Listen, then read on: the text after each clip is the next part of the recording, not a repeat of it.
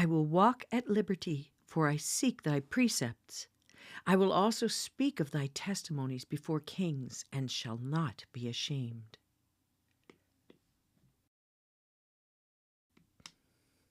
That if you confess with your mouth Jesus as Lord, and believe in your heart that God raised him from the dead, you will be saved. For with the heart a person believes, resulting in righteousness, and with the mouth he confesses, resulting in salvation. Romans 10, verses 9 and 10.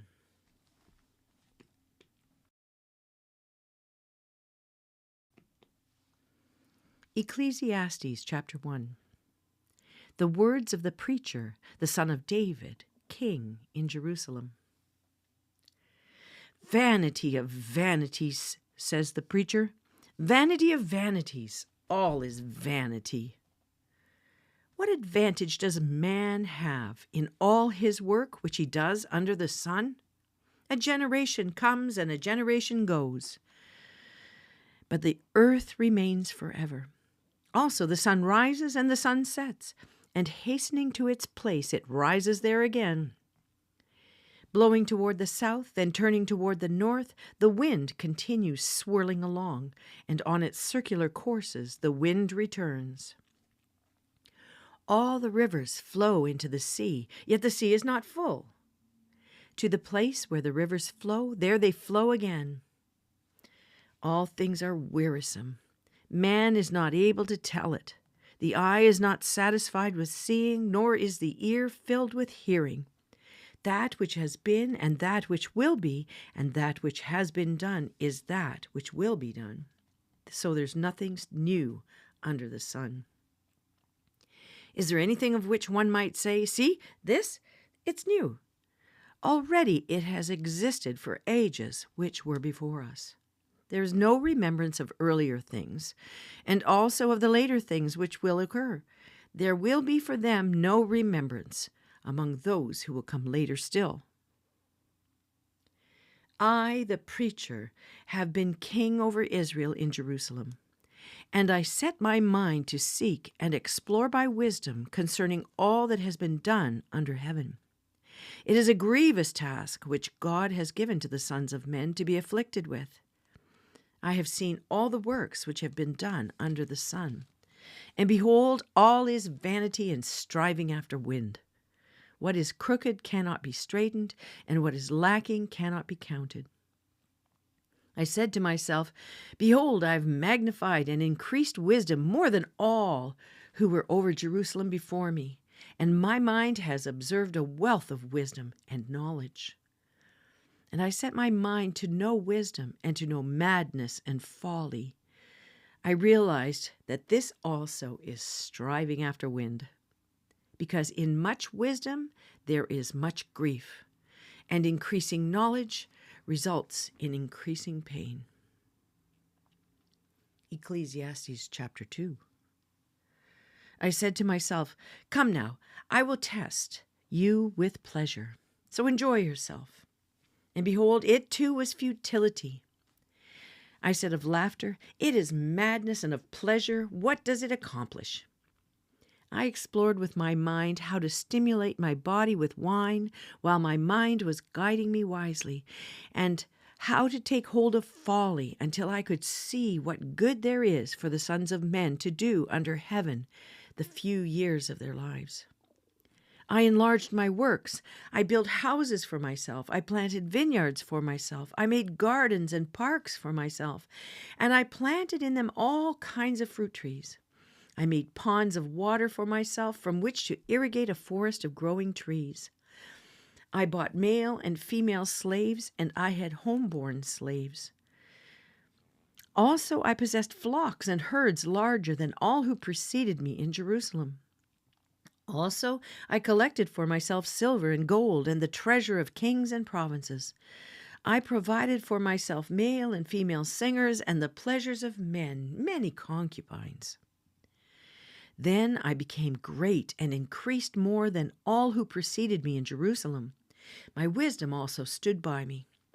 All that my eyes desired, I did not refuse them. I did not withhold my heart from any pleasure, for my heart was pleased because of all my labor, and this was my reward for all my labor. Thus I considered all my activities which my hands had done, and the labor which I had exerted, and behold, all was vanity and striving after wind, and there was no profit under the sun. So I turned to consider wisdom, madness, and folly. For what will the man do who will come after the king except what has already been done? And I saw that wisdom excels folly as light excels darkness. The wise man's eyes are in his head, but the fool walks in darkness. And yet I know that one fate befalls them both. Then I said to myself, as is the fate of the fool, it will also befall me. Why then have I been extremely wise? So I said to myself, this too is vanity. For there is no lasting remembrance of the wise man as with the fool, inasmuch as in the coming of days all will be forgotten, and how the wise man and the fool alike die. So I hated life, for the work which had been done under the sun was grievous to me, because everything is futility and striving after wind. Thus I hated all the fruit of my labor for which I had labored under the sun, for I must leave it to the man who will come after me. And who knows whether he will be a wise man or a fool? Yet he will have control over all the fruit of my labor for which I have labored by acting wisely under the sun. This too is vanity. Therefore I completely despaired of all the fruit of my labor for which I had labored under the sun. When there is a man who has labored with wisdom, knowledge, and skill, then he gives his legacy to one who has not labored with them. This too is vanity and a great evil. For what does a man get in all his labor and in his striving with which he labors under the sun? Because all his days his task is painful and grievous. Even at night his mind does not rest. This too is vanity. There is nothing better for a man than to eat and drink and tell himself that his labor is good. This also I have seen, that it is from the hand of God. For who can eat and who can have enjoyment without him? For a person who is good in his sight, he has given wisdom and knowledge and joy, while to the sinner he has given the task of gathering and collecting, so that he may give to one who is good in God's sight. This too is vanity and striving after wind. Psalm 101, verses 1 to 11. A prayer of the afflicted when he is faint and pours out his complaint before his God. Hear my prayer, O Lord, and let my cry for help come to you. Do not hide your face from me in the day of my distress. Incline your ear to me. In the day when I call, answer me quickly. For my days have been consumed in smoke, and my bones have been scorched like a hearth. My heart has smitten like grass and has withered away. Indeed, I forget to eat my bread. Because of the loudness of my groaning, my bones cling to my flesh. I resemble a pelican of the wilderness. I've become like an owl of the waste places. I lie awake. I've become like a lonely bird on a housetop. My enemies have reproached me all day long. Those who deride me have used my name as a curse. For I have eaten ashes like bread and mingled my drink with weeping because of your indignation and your wrath. And you have lifted me up and cast me away. My days are like a lengthened shadow, and I wither away like grass. Proverbs chapter 24, verses 1 and 2. Do not be envious of evil men, nor desire to be with them, for their minds devise violence, and their lips talk of trouble. 1 Corinthians 7, 17 to 40. Only as the Lord has assigned to each one, as God has called each, in this manner let him walk. So I direct in all the churches. Was any man called when he was already circumcised? He is not to become uncircumcised. Has anyone been called in uncircumcision?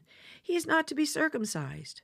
Circumcision is nothing, and uncircumcision is nothing. But what matters is the keeping of the commandments of God.